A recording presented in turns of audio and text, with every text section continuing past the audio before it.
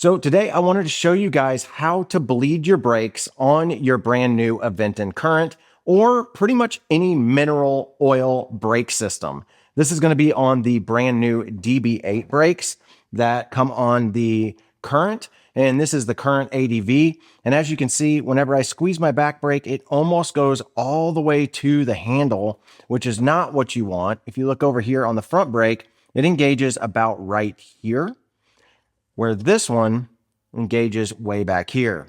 So let me show you guys what you need to actually get this done. This is super easy. Right now, we're going to do one of the most common types of ways to bleed and the easiest way, and it's called a lever bleed. There's another way you can do it to get an even more precise bleed, which I call a full bleed, but that requires 2 syringes, and I don't think I'm going to do that today, but we may need to do that in the future if you guys are interested in it. Let me show you the kit that you guys should pick up if you want to do bleeds on pretty much any modern mountain bike, road bike, gravel bike braking system that you can find. This easy MTB kit is fantastic. It pretty much comes with everything you need, including multiple syringes with this kind of like cutoff deal here, multiple different tips. They make one that has plastic ends and then they make one that has metal ends.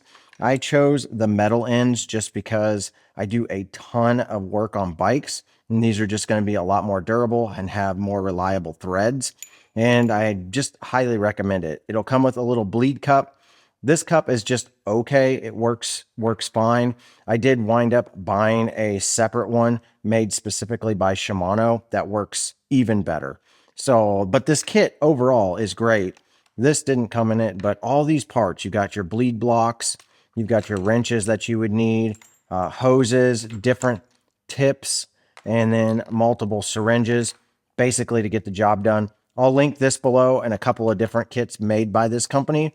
These are the best ones on the market for the price. You can spend a lot more, but it's not necessary at all. All right, let's go ahead and let's start the bleed process on the Aventon Current. So the first thing you want to do whenever you bleed any bike is make sure you're on a level surface. And then what we're going to need to do is figure out which type of tool we're going to need to open this up here so we can tilt this lever level with the ground, because we're going to be opening up this port right here. This is the bleed port on the Shimano DB8. Most brakes have a bleed port on the top. Some of them have them in weird places, but I'd say probably 99% of your brakes you're going to find are going to run bleed ports on the top up here, so you can easily do a lever bleed. You're going to need a T25. Simply just pop this in here like this. Just give it a twist, just real light, and then you can raise it up just like that, just where it's level, and then just kind of tighten it back so it doesn't fall back down on you. And now we're ready to open up this port right here and figure out exactly which adapter we need out of our easy MTB kit. So to open this bleed screw on the DB8, you are going to need a T10 Torx bit. Just simply open this up. I recommend just having a set of paper towels near you, and then also some isopropyl alcohol or some bike disc brake cleaner. You don't want to use anything other than the bike stuff because it's designed to not cause any damage to your frame. So if you have like a carbon fiber frame, you aren't going to want to use regular brake cleaner. I have heard that that can actually have pretty intense stuff in it to cause damage to a bike. But as you can see, the little O-ring stayed in there, so we're going to need to pull that out. But just set this aside somewhere safe and somewhere clean. So just take a small Allen key or a pick and pop this out, and then set this next to where your screw is. That way you don't lose it, because you need this, so it'll keep that sealed. Okay, so I found the little adapter I need. You just want to make sure whenever you're using this easy MTB kit that you have the little rubber gasket on here, and then simply just thread this on. Now this is just an adapter, so you just kind of hand tighten it down just to where it's snug so no air gets in the system. That's key for this bleed process. Now we can put on the little cup that's going to go on here. I'm going to use the Shimano cup. It should just thread right on top of here. And the reason why I'm using this one is I've just found it to have the best seal. For whatever reason, the easy MTB one, the one that I got in my kit, doesn't have a super good seal. And anytime I'm doing a bleed, I want this to be really sealed. So this is going to store our mineral oil that we're going to pour in here. And this little deal right here is like a little press in kind of plunger. And let's see if I can get this down here. You can see there's a hole now into the actual lever itself. We can plug this in and that seals it, preventing any air or any liquids from getting in there or coming out. Now we can pour in our mineral oil that we got. So when it comes to mineral oil, don't be super picky. Any of them will work. You could get the SRAM specific stuff, but honestly, mineral oil is pretty much mineral oil. Sometimes they'll put a little bit of dye in there to make it a little bit different color, but I have used this Finish Line mineral oil for years, and it only runs, I think, about 10 bucks. And usually this lasts me quite a while. Really good stuff. Haven't had an issue with it at all. Highly recommend this. I'll put a link to this down below. So now we need to pour our mineral oil into our cup. I usually try to go about 3/4 or half full. So we'll just pour it in here. Basically, what we're going to do with a lever bleed is try to get out any trapped air that's in the line, and that's typically what's causing a squishy brake. Okay, so here's where it's kind of fun. So now we can take this plunger out, just kind of turn it, pop it out like that. Just set it at an angle like that so it doesn't go back down into the hole.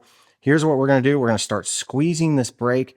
You should start to see bubbles come up through this fluid here. You can see it kind of start pumping. That's pumping the fluid in. Generally, you'll start to feel that lever get a little bit tighter. There's a bubble. And you can like tap the line, the hydraulic line, to help encourage bubbles to come out of the actual system.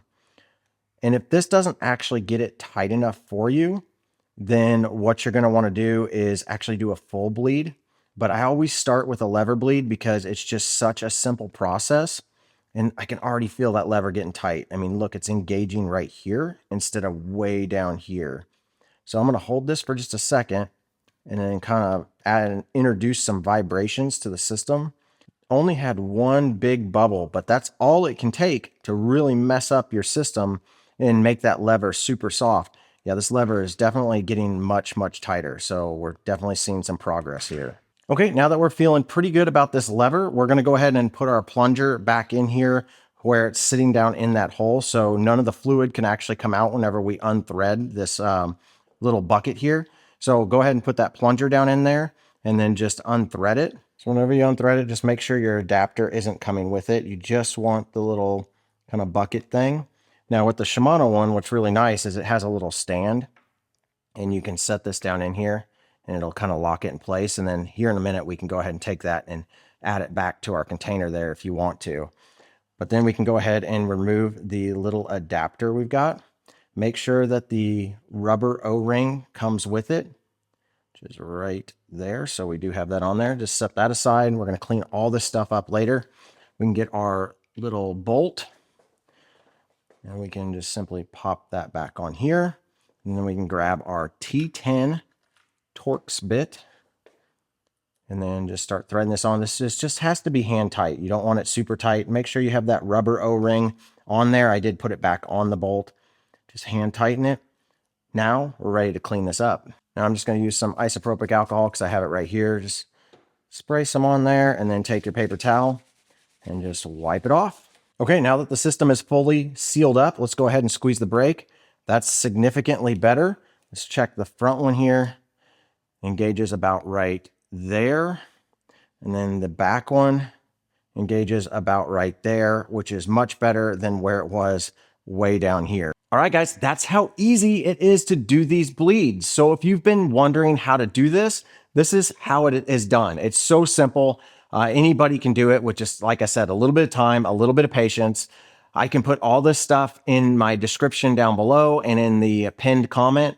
That way you guys can pick up your kit and you guys can work on your own bikes. It's really not hard to do. It just takes a little bit of time.